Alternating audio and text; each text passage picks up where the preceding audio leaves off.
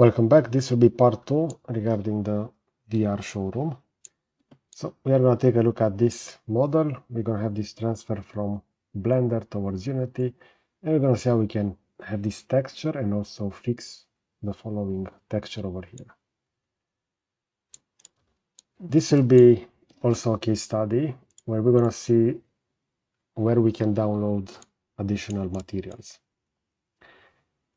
Now, within this scene, I also disable the car. So within my previous video, always when I simulated the scene, that buggy started also, and it was quite loud. So we see it over here. This has been disabled.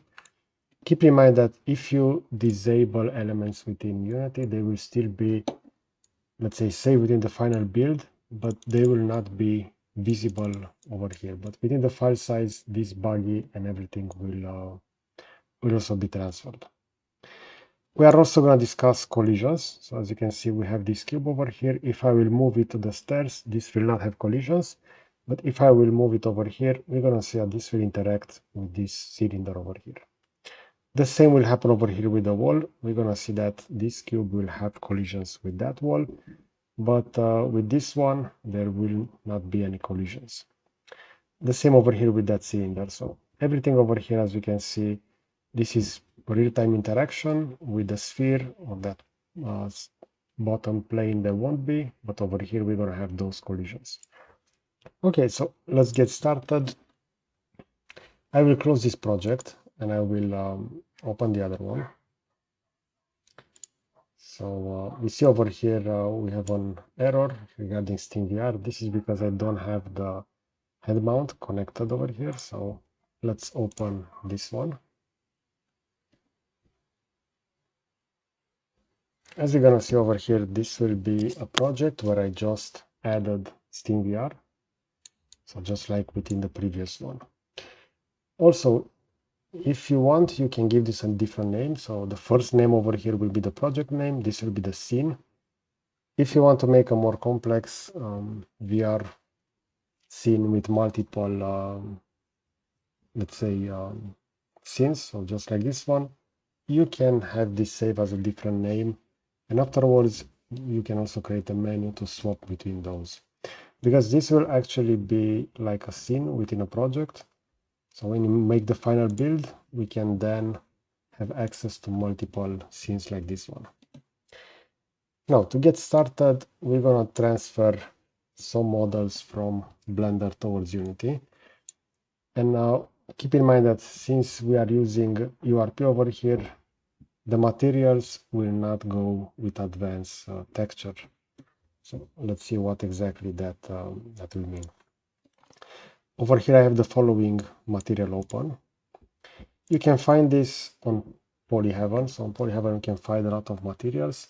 As you can see, this will be a texture. This will be a mixed brick wall.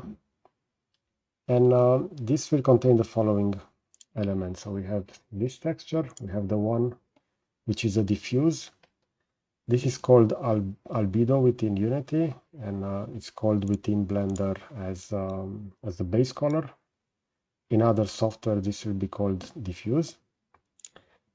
We see over here, this is how this will render. So we see that even though this is flat on a plane, it has this displacement map that will add depth to the scene. And we see over here the ambient occlusion map. We can load those at different texture. We're going to have the diffuse one. So as you can see, the naming over here will be diffuse. Within Blender, as I said previously, this will be the base color. And within Unity, we are going to find that under a different name, which will be over here base color, and this will be albedo. So in this case, with this shader, this is called base map. But we're going to see for other materials that will be called albedo in this case. Now, when we download the material, for example, this brick wall, we can either go for various textures over here. So we see in this case 1K up to 4K. We can choose to have all the files already as a Blender file. So we see over here, this will create a scene similar to the one that I have open. with all those materials. We can have this exported as a GLTF or a zip file. Let's see, on polyheaven.com, if you want to search for additional textures, you can go over here within Assets, Textures, and at the top we're going to have some categories. For example, wood, bricks. You're going to find those over here on the left side as well. And for example, this is the brick texture, and this is the one that I've chosen over there. If you want to pick a different one, let's say, for example, this medieval red brick, you can specify the maps resolution. So in this case, for example, 2K. You can have them exported as Blender or as a zip file. I will have this exported as a Blender. And in this case, directly on downloads, I will have that saved. So we have this already prepared. I can unpack this. And since this is a Blender file over here, we're going to have the texture separated added over here. And we see in this case, this will actually be a simple material. We are only going to have the diffuse map and the displacement map. For the other brick material, which was this one, if I'm going to download this in 2K resolution, you're going to see that this will be a more complex material, and we are going to have multiple elements. So this is this one, as you can see, brick wall 2K. Let me just extract it again. And this is the brick wall. These will be the textures. If I'm going to go for 4K, we're going to see the file size will go up, so 75. And let's check that as well, because over here we should also have the other maps. As you can see, it can directly download those. So the ambient occlusion, the metal roughness, diffuse, displacement, normal, and roughness in this case. So let me just extract this. And let's see, within the 4K, within textures, we're going to have the following textures over here. So if you also want the normal, we can download it over here directly.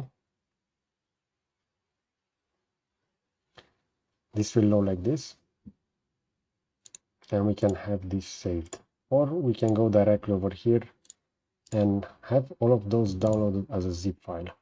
And when we're going to go for the zip, we can also specify what we want within that folder. So if you want the Blender file, the GLTF, so this will be a 3D model, and over here the file format for all of those. So let's say that I will want JPEGs for all of those. Afterwards I can hit download, and now within this folder we're going to have all the maps available for this case study material. We see that the download speed is not the fastest, but it's decent on their website. And we can have this extracted, and over here within the texture we're going to have all of those additional materials. Now within Blender, let me create a new scene over here, and I will just delete the default cube, and I will press Shift A. Let me also enable screencast keys so you can follow along. So Shift A to create a new mesh. I will define a new plane. If you don't know, by default the cube and the plane within Blender has 2 meters for the length. You can verify that by pressing N, go up to item, and you're going to see the dimension on X and Y. Keep in mind that when we're going to transfer this towards Unity and SteamVR over here, since this is a VR environment, this will be created at a 1:1 scale, so we can accurately recreate that. If you want to change it, you can easily scale it by pressing S, and as you can see, that will scale. But now let's discuss regarding those materials. So if I will go to shading, if I will create a new material, you can also create a new material by going over here and clicking on plus. So the same material will be created. And we have over here the base color. So from that folder that I just extracted, which is this one, I can drag and drop a texture over here, and this will be the diffuse. And I will need to link the color to the base color. So this will be the diffuse map, as you can see it over here. We can also add the normal one, which will give us that depth. So in this case, this will be the normal. I'm going to drag and drop that as well. and we can hook it over here within the normal. We can also link it over here directly within the displacement. And you're going to see how the displacement will look like this. And we can also set a value in order to control this displacement. But to make it a little bit easier, within Blender we can make use of a plugin, which is called Node Wrangler. And that will automatically load all the maps, so we don't have to go manually and drag and drop all of these. So let's take a look at that.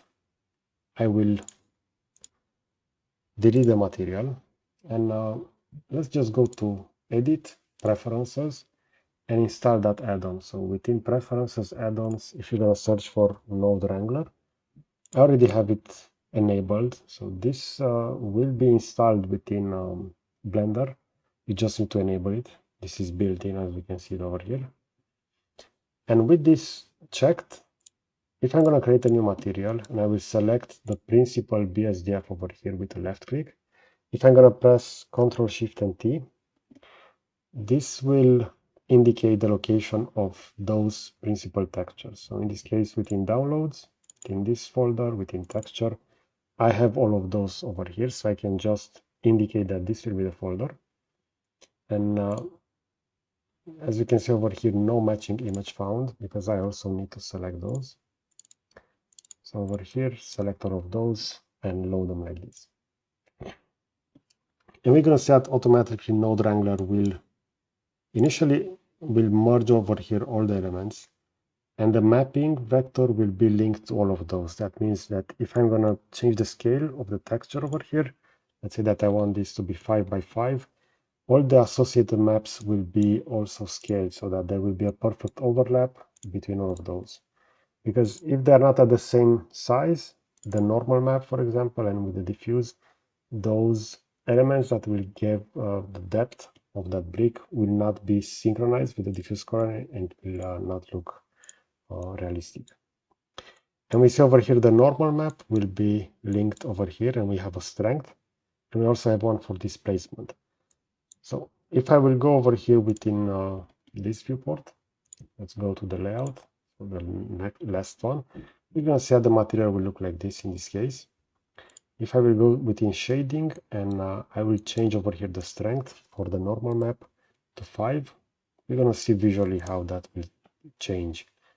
It will also add additional black elements, so with a higher value it will become darker, but it will also have that additional depth added visually. So keep in mind that underneath it the geometry will remain the same, just a simple plane that is defined by 4 vertices and a single face. And we can also have this one for the displacement, so I can change the scale to 5, and we can also control over here the mid levels. So again, we can change with all of those, and we can further have those adjusted. But within Unity, if you're going to move a material like this, all of those additional displacement maps will not be synchronized, and those will need to be defined over there. So also within the same folder, so this was the texture folder, and now we had over here a Blender file. If I'm going to open this, we're going to see how the material over here will be slightly differently defined within the shading. So this will be the scene. We have to the left, we have the shading node over here, as you can see. So we have the shade editor, and to the right we're going to have the viewport.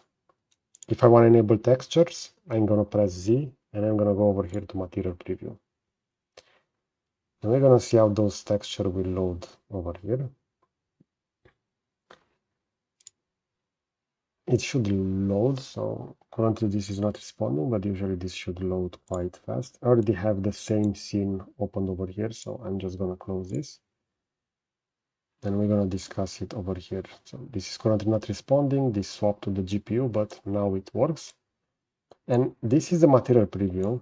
If I'm going to also go for rendered over here, we're going to see how this will look differently. And this will be the following aspect of this one. I can also go over here within the displacement, maybe the normal map. And if I'm going to change this to 5, we're gonna see how this will look over here. So as you can see, this will update in real time. I can also change the value over here. And I can also go back to the layout, and over here, we're gonna see that this scene has been changed. So we have over here a split view. This will be the UV wrap. This will be the shade editor. This will be the UV editor, and this will be the 3D viewport. I can scroll over here. I can enable the texture over here as well. And we're gonna see how that material will look. So this is why it's important. If you want to define realistic materials, you can make use of these additional files. We can also use simple elements. If you want just an image, we can just add that to the base color. But adding those normal maps, and we can also convert using various tools, starting from simple texture, we can obtain those normals, metal, and roughness textures. Now, let's get started with that showroom. So this was an overview introduction for this, but I also want to transfer this plane. So I'm going to change over here the scale to be 0, maybe the strength to be 0.1. You see how this will look like this. Let's say that I want to transfer this plane towards Unity. So I will select that. Within Blender, we also have a camera and a light. So if you don't select this and you will go to File, Export Selected, everything within scene will be exported. So let's initially do that. I will go to File, Export. So I don't have anything selected. And I will call this CLP from camera right and plane. And over here, I will choose that I want to copy the materials and I want the texture to be embedded. So on my desktop, I'm going to save this, hit export. Keep in mind that the camera, the light, and the plane was also added within that 3D model. That means if I will go over here, let's say that within the asset folder, I will create a new folder and I'm going to name this 3D models. And within that one, I will go and import from the desktop, in this case, that new file that we created, so CLP. I'm going to hit import. We're going to have the model loaded over here within the bottom. We have a preview over here, so we can visualize the model. Since this is a plane, this will only be visible from the top. So if I'm going to rotate underneath it, since it doesn't have any thickness, it will not be visible. So we should also adjust the shader over here to be a double-sided material or to add a little bit of extrusion if you want to visualize this from both sides. And over here within the inspector, within materials, we can extract the textures. This file location will be directly the folder where we have the project within Assets 3D Model. So just click on Select Folder. Afterwards, we're going to extract the materials as well. We see over here that for the normal map, Unity will see that the material is using the texture as a normal map. The texture must be marked as a normal map. So within Unity, the texture that is actually used as a normal map, this one needs to be marked like as a normal map. So I'm going to hit on Fix now, and that will be changed. I can also extract the materials within the same folder, and that material was created, so it was a single material. And now if I'm going to drag and drop this within the scene, as we can see, we also have a light and we also have a camera.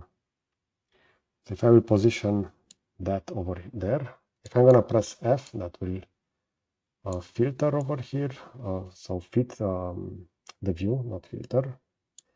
And as you can see over here, this texture is not that visible due to the following light that we have over here. So the intensity is set to 1000. We can lower that down to 1. And this will be the material. If I will select it, I can expand it within the inspector, and we're going to see that we have the base map, and we're also going to have that normal map. Those were the ones that were also added over here. So within the shading, we have the normal map over here, and we have the base color. But as we can see, the roughness wasn't passed through this export. And over here, we can change the value. Let's say a normal value of 1. If I will move the camera like this, you see that it has a little bit of depth. So this will make that look more realistic. If I'm going to remove this one, if I'm going to hit reset, this is without. So as you can see, this will be just a flat color, and those bricks are not really that visible. But if I will press undo, we're going to see that because of this normal map being added, we're going to have a little bit of depth to those. Even though this is actually just a plane, so if I will move my camera, if I'm going to take a look over here, this will not actually have any depth as a geometry, so this is just a displacement map. So keep that in mind when you're going to do the texturing. If you want it to look more realistically, you can use those normal maps. Also, now if I'm going to click play, since I transfer that model with the camera as well, I'm going to see that I will have the following perspective within the VR. Let me also just disable this car. So we have the buggy within the scene. I can filter it over here. If I'm going to type in buggy, this will be the buggy, I can have it disabled. That doesn't delete it from the project, as I said previously, but when I'm going to play simulation, it will no longer be active. It also had that idle sound. And we see over here that we are prompted that we can use WASD, ENQ, or arrow keys to rotate the camera and to move, but actually this is stuck. What actually happened is that on play, this will go to the newly added camera, which is this camera, that is embedded within the file that we brought in. So within CLP, we have this camera, and this will actually be active when you click on play, and it will overwrite the original camera within the player. If I will have this disabled, if I will simulate this, we're going to see that now it will go to the other camera. So this is why it's important when you are transferring models from Blender towards Unity to make sure that you will only transfer the selected ones. Then we have over here the material with that added depth, as we can see, and now we can go around and interact with the objects within our scene. Okay, so if we understand the basics regarding the materials, let's take a look at the showroom and how we're going to texture that. So I'm going to close this Blender scene. I'm going to reset this because this was just a case study example regarding the materials. So I'm going to go with new. Within the new one, I'm just going to select, let's say I'm not going to delete anything. Initially, I'm going to open the showroom. In this case, I know that the showroom model is at scale because I save it like that. If I will go with desktop, this will be the showroom, 10.5 megabytes. I'm going to hit import, and the model will load like this. If I'm going to zoom in, keep in mind that this default cube will be 2 meters. So we know that the showroom is at scale. So now I can have that deleted. I'm going to zoom out, and it's a little bit harder now to delete that light and camera, but we can use scene filtering to do that. So over here on the top, I'm going to type in camera. We're going to see this is the default camera. Since I didn't delete it at start, I'm going to delete it now. And again, for the light, as we can see for the light, all of those elements that will have this triangle are actually meshes. So if you're going to select one, press, so not F, F is within Unity, press comma, this will zoom in, and this will actually be a light switch within the showroom. So the only light will be this one. So keep in mind that if you only select over here and press comma, nothing happens. But if you're going to have it selected, move the mouse within the viewport, press comma now, it will zoom into selected. So this is actually the light from the default scene. So with that selected, press delete to have it removed. And we can get started now with the texturing. I'm gonna zoom in over here at the interior. I'm gonna select the stairs. I'm gonna press comma to have this as the center rotation pivot. And now if I'm gonna hold down the mouse, middle mouse scroll in this case, so the scroll. In my case, I actually have a mouse with 3 buttons. So CAD mouse, and this is why I actually have 3 clicks. If you are not familiar with those, CAD mouse 3D connections. This is the mouse that I'm using. And as you can see, this will actually have 3 of those clicks. So I find it a little bit easier to work with that. Okay, so we have those stairs selected. Now I want to add a texture for those. If I will just go online, and let's say on Google, I can search over here for an image. Let's say wooden texture seamless. I will filter the images. I will also filter them by size. I added over here seamless because seamless will mean that that texture has been prepared just like the one within Polyheaven, so that the corner over here will blend perfectly with the one over here. So left and right, top and down, and you will not see where the texture is being repeated. Let's say that I want to use this texture. You see it has a watermark, so it's usually a good idea to select some that won't have. I'm gonna save this, save as. This will be on desktop. Save the seamless with texture, hit OK. And now within Blender, I'm gonna go within shading. Always when you're gonna switch between layout and shading, you see that the camera position will be set, so you're gonna have to zoom in a little bit again. And I'm gonna create a new material.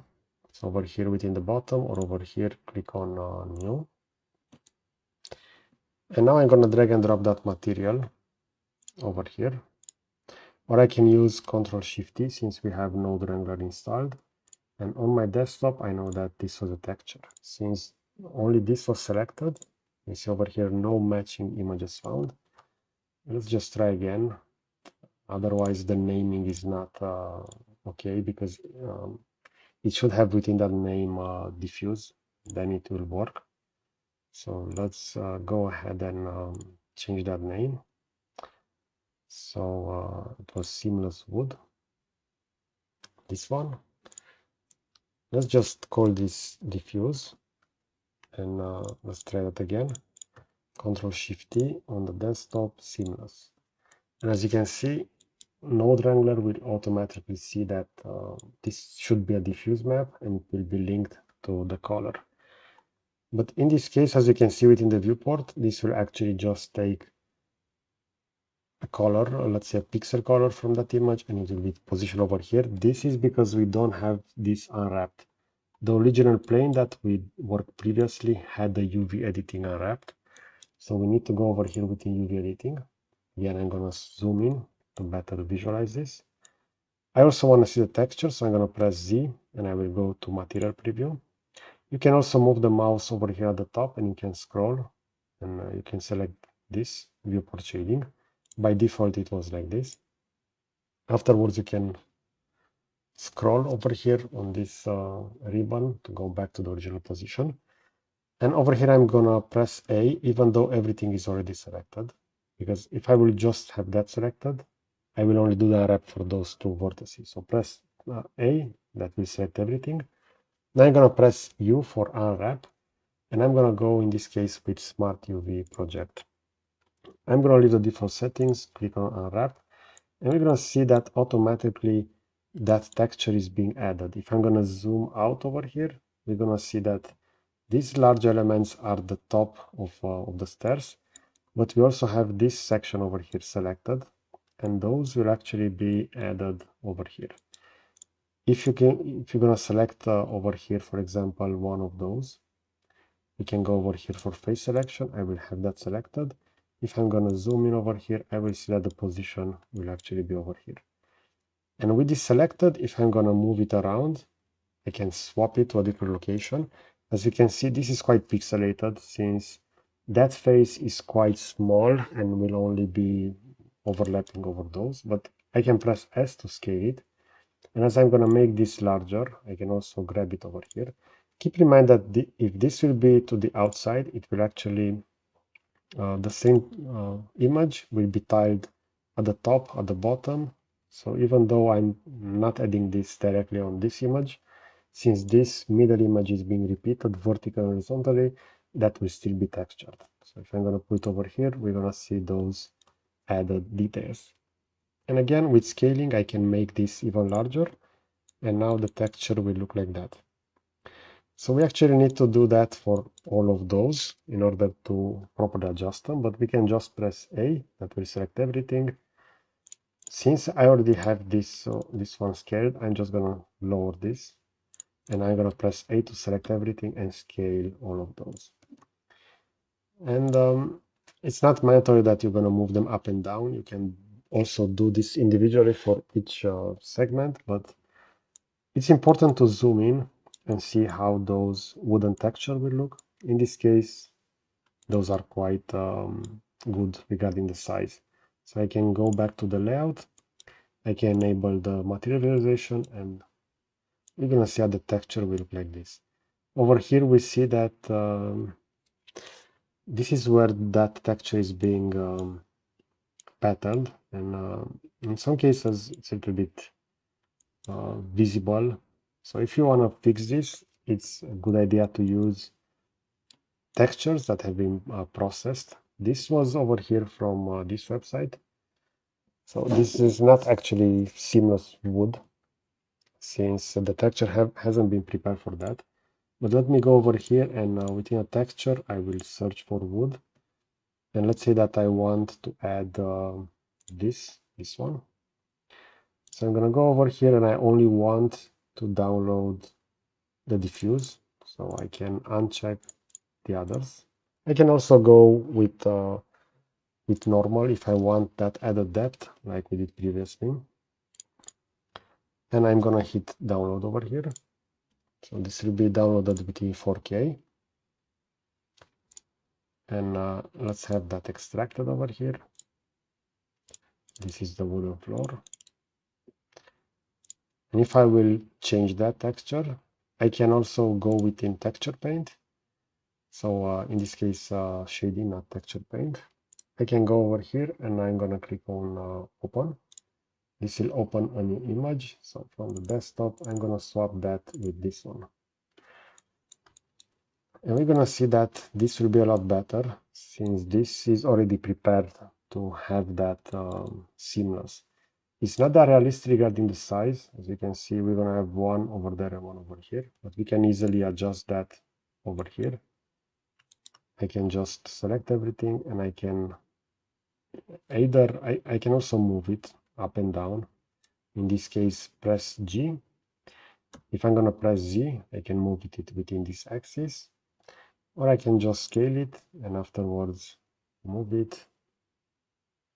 Let's say something like this, and I can also scale it again. So feel free over here to match that. And you're gonna see that now this texture will look better. If you also want to move that displacement map, we can easily do that. So we can link that to the normal over here. I can right click and I can add it over here manually, but it will be faster to just drag and drop the normal map over here and have that linked over here within the normal. So in this case, I want the same vector to control the position of this, since I want them to be perfectly overlapped. So I'm gonna add the same vector mapping over here, and now we're gonna have the following output. We can also add that that value if you want to change it, but considering that this will not go directly within Unity and we're gonna have to redo that over there, I'm gonna leave it like this. So you can only use the diffuse in this case, since the shading within Unity will have to be done separately anyways. Let's say that I also want to add a texture over here. So I can go again within shading, and I want to create a new material for that cylinder. I'm going to press comma to fit it. And let's choose a different material.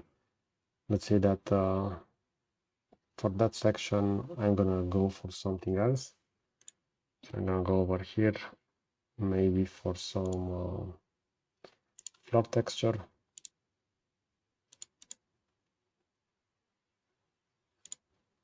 We have this floor. As you can see, this will be coming soon, so this texture is not only for early access. So let's say that I want a different one.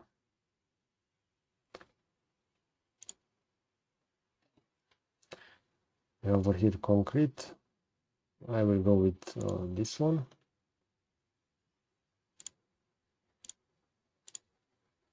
I only want those two, so hit download.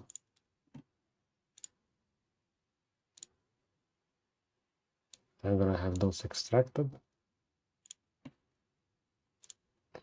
And within Blender, I will drag and drop those, or I can select this, press Ctrl Shift T,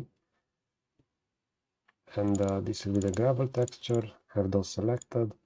The main advantage of doing this, we see that the normal map hasn't been added with this workflow. So maybe within that file, it didn't have anything regarding normal. So let's take a look over here. It had that nor, but it should have been maybe normal in order to read it. For this, it had diff, so for diffuse. And the same workflow will apply over here as well. This doesn't have an unwrap, so I need to go to UV editing. I'm going to press on comma to zoom in over here. You can just swap over here with the other texture, which will be the gravel. Press U for unwrap, Smart UV, click OK, and we're going to have those elements added. So we're actually going to have one for the top section and one for the bottom. You can also select over here by islands. So this will be UV selection mode. And as you can see, if I'm moving this one, this will actually be the one underneath it. So the one over here, as you can see, that will move the texture, but that will not be visible within our showroom. So I'm just gonna slightly move this. If I want the gravel to be smaller or larger, I can do that. And at the end, we can have this exported. Let's also do the floor in this case. And feel free to adjust the shape of the showroom. For example, maybe I will delete those elements. Maybe I want to add an additional car over here, so I can add another of those cylinders, single platform. And let's search for a tile floor over here. If I will go over here for floor, I want something that will be made from tiles, square tiles, rubber tiles. I will select these.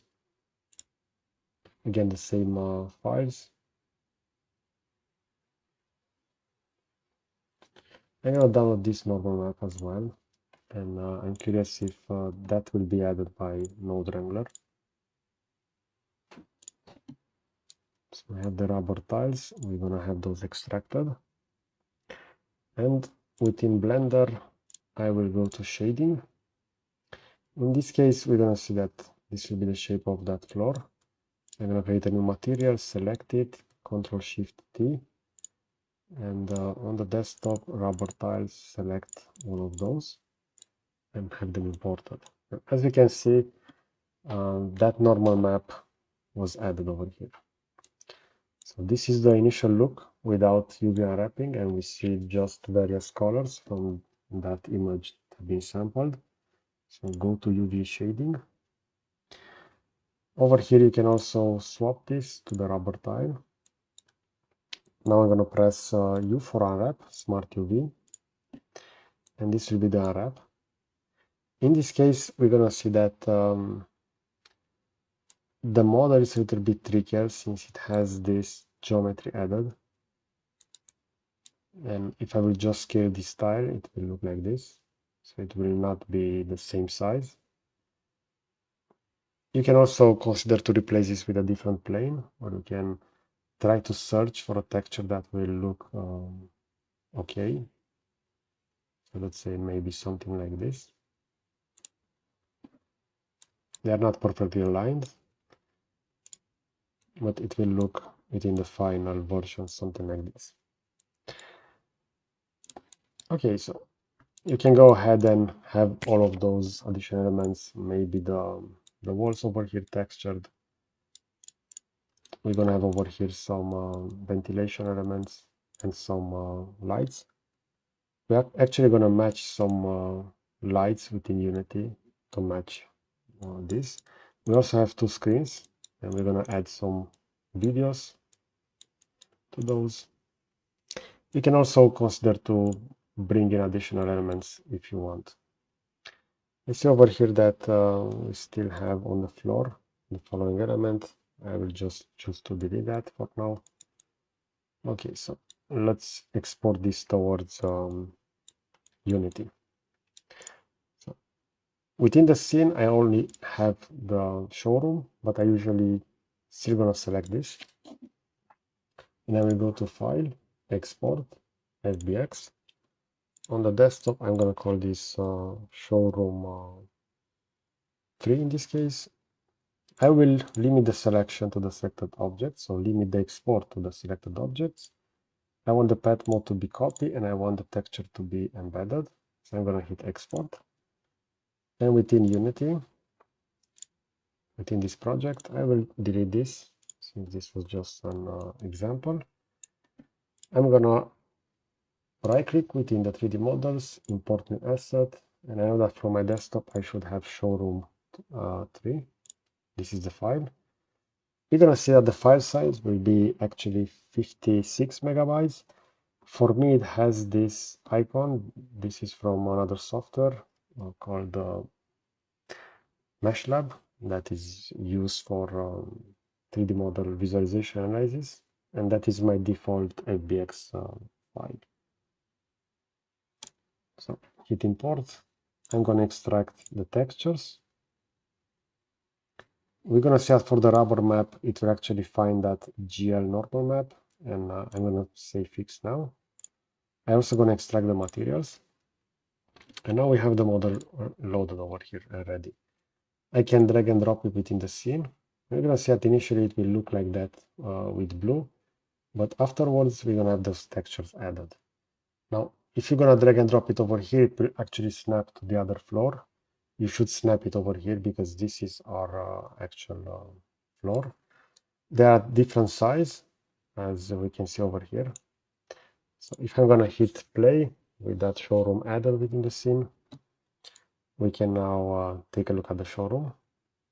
So this is how it will look within the interior. These are elements that were within steamvr, so this is just overlapped and we have that collision with that steamvr bottom plane, and we have the gravel texture. We see over here a ray of light that is actually coming over here. Since we have a little gap between the geometry, as you can see it, we're going to have that indirect light coming directly within the showroom. This is why we have the following light. If you don't like that, you can add additional geometry over here to block that, so that but over here, for example, we can have this texture for the, if you want, windows. And if I will grab one of those elements, we see this is the plane that we are spawned initially, and this is the second one, and those will be at a different height over here. So let's make this a little bit larger so that everything within a showroom will fit over here. With this selected, I will change the scale to maybe 10 and 10. Keep in mind that for the axis, we're going to have the X and Z in this case. The Y is actually going upwards, so this is like SolidWorks. And this will be the showroom. If you want to change the position, you can select it and you can move it along. If you want to rotate it, you can swap over here the rotation tool, or you can directly add values over here. Or you can use the hotkeys. W will be translation, E will be rotation, R will be scaling, and Q will be the first one, which will be view tool in this case. This will be a panning tool. You can also change the axis. This is the global axis, and as you can see, I put the showroom at an angle over here, -50. If I want this to be moved along the normal axis, I can change over here this to local, and I can have this translated based on that new angle, or I can keep it like that. I'm just going to leave the showroom like this, and I will slightly move it so that it will not be on top of those rigid body flowers within steamvr. And also, if you want to change the player position, you can select it, and you can have this translated within the showroom. So on those two axes, press F to fit, and depending on the location of this element within the scene, this will be the player. So if you're gonna have a headset, the actual height will match the user. So for example, the showroom, um, the headset will be positioned on a child, then the height will match that. But if it will be for an adult, again, that height will automatically be matched. So this is why it's important to use SteamVR for this. If I'm going to play the simulation now, we're going to have the following. So we are within that, as you can see, and we can start moving around. Now I have the possibility to go up and down, but within the VR environment, if I would have that plugged in, it will go directly through this. So it needs to have Steam and SteamVR installed. As you can see, the headset is not detected in this case. And even though I'm going to click reset, if I will not have that plugged in, it will remain to the same navigation over here from keyboard and mouse. Now let's bring in an object. Let's say that I will select one of these cubes. I will press Ctrl+C, Ctrl+V, and this will actually create drawable Newton tree, because when they created this asset, they actually copy-paste this one and that one as well. So the one entitled tree is the one that I copied over here, and I'm gonna move this close to the player. So let's say I want to add this within the front of the player. If you want to see the orientation of the player, you're going to see those will be the hands. You can click it over here, and we're going to see that camera. So this is the viewport. And as you can see, this cube will be added in front of the character. If I will hit play, we're going to have that falling down. So we saw it over here, but it's no longer visible since we don't have collisions with that floor, only with the one underneath it. So in order to fix that, we need to select the floor. So double click to have it selected. This will be entitled cube 007. In this case, underneath our model. Over here on add component, I'm going to type in box collider, and this will create a box collider that will match the size of that, as you can see. And if I'm going to hit play now, this will also have that collision. As you can see, it will no longer fall underneath that. But if I will move it over here to the cylinder, it will go inwards since we don't have those collisions added. Now, if I'm going to add a box collision for this cylinder, we're going to have the following problem. So we see the box collision mesh over here will also have those edges. So if I will simulate this and I will grab this, I can position this over here. So it will actually sit on that collision box. So this is where we need to change those collisions. In this case, we have box collider, which is usually a good idea to use since this will process the fastest since it has a low mesh, but it's not that accurate. You can remove it over here. If I'm going to type in collider, we're going to see that we have box collider. We're going to have also 2D capsule, and the others will be 2D. So we're actually going to need to define a mesh collider in this case. A mesh collider will work as follow. So it will actually take this mesh, which is cylinder 055. It will add over here. And now that will act as a collision mesh. I can also change it over here to be convex. I will play the simulation, and this is with that collision. So since this isn't set to be on over here, as you can see, it will not have those, it will have collisions. But over here on the top, if I will leave this, this will fall through that. So if, with this selected, I will also click on convex, and let's simulate this again. I will grab this. We see it over here. It will have those collisions, and over here at the top as well. but it will actually stop over here because our original mesh is the one underneath, and that will collide over there. We also need to add it over here to the top one. So the same workflow for the top segment, which will be this one, cylinder 054, add component, mesh collider, and make this convex as well. We can also increase the size of this. If I will make this 5 by 5, we're gonna see that also the box collider will change.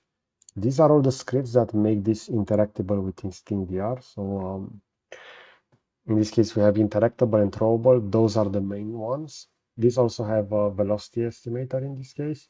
This is the poser where you can define how exactly is the VR hand going to grab this. You can have a specific pose. If you maybe want to grab it with only 2 fingers, we can do that. And if I'm going to play simulation again, we're going to have the cube larger now, so we can interact with it easier. So I can put it over here. I can also move the camera inwards, and that will also interact. So the collision between the capsule that is surrounding our player and the others. And you can do the following with the walls. For example, if I want this to have a collision over there, for this, since this is a pretty simple shape, I would recommend using box collider, and that will work. I'm gonna hit play. We're gonna have the following interaction over here as well. So let's see. I see that it hasn't been added. Let me just check that again. Yeah, so I didn't select that wall, as you can see. I selected this floor. So in this case, I added the box collider onto all the showroom. And as you can see, this will keep me over here. So I'm going to remove this. I'm going to double click until I have this wall, so cube 037, and I'm going to add it over here. And as you can see, it will only be added to that section. If I'm going to hit preview again, this is why it's important to add colliders for complex meshes, such as this showroom, to all of those. As you can see, if I will try to put that close to the wall, it will actually have interactions with that. And since I also have that velocity, I can also throw it like this, and I can, depending on the velocity, it will maybe jump higher. As you can see, in this case, it also managed to jump outside of the showroom. I'm currently within play maximize, so if it's not the same for you, I forgot to mention this, it will be like this by default, play focused, and that means you're gonna maintain the UI in this case. And in some cases, this is a good idea because we can do additional changes. Maybe if I want gravity to this, I can add rigid body, and I can visualize and change that. But keep in mind that all the changes that you do within Unity while this is being simulated will not be affected. So this is, as you can see, cube 037. If I'm gonna search for the one that we copied over here, which will be the throwable cube, let me just stop and have that selected before I'm gonna play the simulation. So over here, this is the game view. Go back to the scene view, have it selected. This is throwable, as you can see, and this also has a rigid body. If this has gravity, if I will play the simulation with that cube selected, we're gonna have the inspector over here added. So if I will remove the gravity, we're gonna see this will be the cube without gravity. If I will enable it again, it will start to fall down again. So this is one of the main advantage of keeping this within play focus, that you can change around. Keep in mind that all the changes that you do over here, you can also change the value. For example, I can change the mass. When I'm gonna hit stop simulation, everything will be resetted as before that simulation was played. So we have the textures. Now let's take a look at some additional elements. Let's say that I want to add a video over here. So this is plane 07. I already have a video on my desktop, so I'm going to right click, import. The video file format will be MP4. So let's take a look at that one. This is that video. This is a video that I recorded from YouTube with OBS. So I can select the plane over here. I will add a component and I will type in video player. As you can see, we have over here a video clip that we can add. I'm gonna drag and drop this. And if I will choose this to be play on awake, as soon as I will start this, that video will start. In this case, the video will be aligned like this.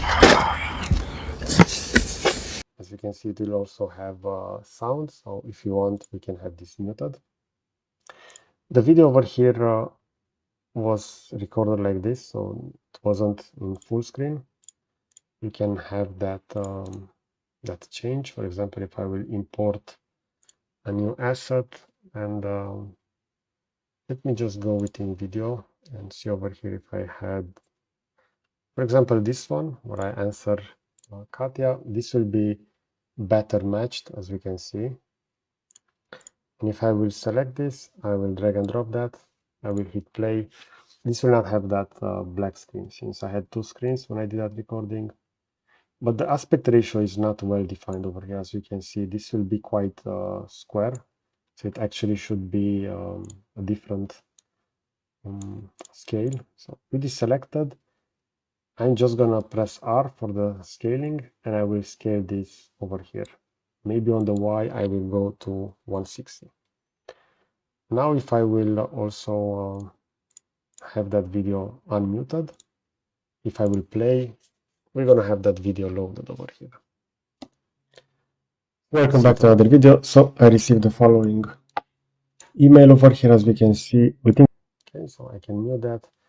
And as you can see, it's not very visible. This is because we don't have actually a lot of light that is coming over here within. If I'm gonna type in over here directional light, within the scene, we're gonna have a directional light, but that will not add a lot of light within the showroom, as you can see over here. So in order to fix that, we can add additional light sources. So I'm gonna close this because as soon as I will type over here, for example, direct light, you're gonna see that everything will be grayed and only that direct light will be highlighted over here. This is a filtering option that allows us to better visualize objects. If I'm gonna type in over here showroom, we're gonna see that only that showroom and this with the control show and hide will be visible. So this is an interesting filtering that also give us real feedback within the viewport of the available objects. Now, to add additional lights, we can go to game, lights, and we can create over here, this will be the lights. For example, if I'm gonna choose over here a spotlight, the spotlight will be like this. I'm gonna press W, I can move it. For the spotlight, we're gonna have the inner and outer spot angle. As you can see, this will be the outer, this will be the inner. We can also change the intensity of the light, and we can also change the rotation over here. So in this case, I will match some of those. Over here we have those ventilation elements, but mainly the light source are over here. So I'm gonna bring it over here. I'm gonna move it a little bit upwards. You see over here, this will be the gizmo of the light. You can have that disabled over here. And it's not only for the light. If I'm gonna zoom out, you're gonna see that steamvr, teleportation, and others will have that gizmo. This makes it easier to visualize elements within the scene since they will have a 3D icon over here. You can change the size of that, but usually it's a good idea to have that kept on to better see the location of that. Since this light doesn't actually have a mesh, it will only have that. So now we can also rotate this, and we're gonna see how we can add light over here within the scene.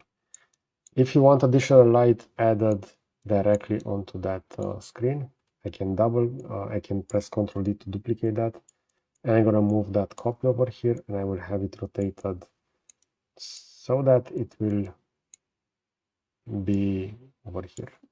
I'm gonna change over here the intensity maybe to 11. And I can also change over here that radius. We can also change this to be directional. As you can see, with directional with 11, this will be a lot of light. Maybe with 2, this will be heavily illuminated. And since this directional light is added within the showroom, it will actually add a lot of light. If I will move that upwards, over here, this is still named spotlight because this was created as spotlight, but you can change the type over here. You can always rename this with F2, so that it's not a problem. We see this is with that directional light. Even if it's not added over here, since it's located over here, it will add a lot of light. If you want the shadows to be different, you can have this rotated, and this will be, as we can see over here, within real time. We can also do mixed and baked, but we're gonna go with real time shadows over here. If I'm gonna press play, now we're gonna have a lot of more light added within the scene. Welcome back to another video. So I received the following. So let me just mute that video. We're also gonna see how we can add additional buttons within the scene, and we can control when we want the video to be played, when we want the animation of the car to be added, and so on. So if I'm gonna hit play, we're gonna have the following scene over here. We have the video. Again, we can adjust the light. So adjust the textures. In this case, maybe this direction light adds a little bit too much to the scene. So in my opinion, I would change that to be maybe a point light, something like this. Change the intensity to have it more visible. Now, for point lights, you don't need to actually rotate this, because if I'm going to rotate this, nothing will happen. This will cast rays of light through all directions. So we can see over here that this will not cast shadows. We can change that over here if you want to. Or we can change this again to a spotlight and have that rotated towards that element.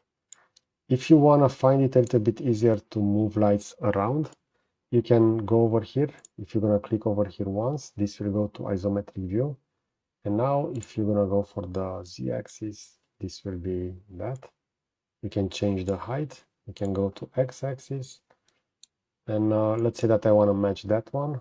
I can easily match it now. I can move it like this. I can go to the z-axis. And onto the z-axis, I can also move it. So this will be that light. This is from the X. It will actually be a different light. So this will be from the top. It won't be that visible, so from the top. But you can always go back to the middle, which is perspective view, and have it changed over there. So by clicking on it, and afterwards you can select the light, press F to fit to selected, hold down right click, and move closer to that. So you can then adjust it accordingly. As you can see, that will be the light.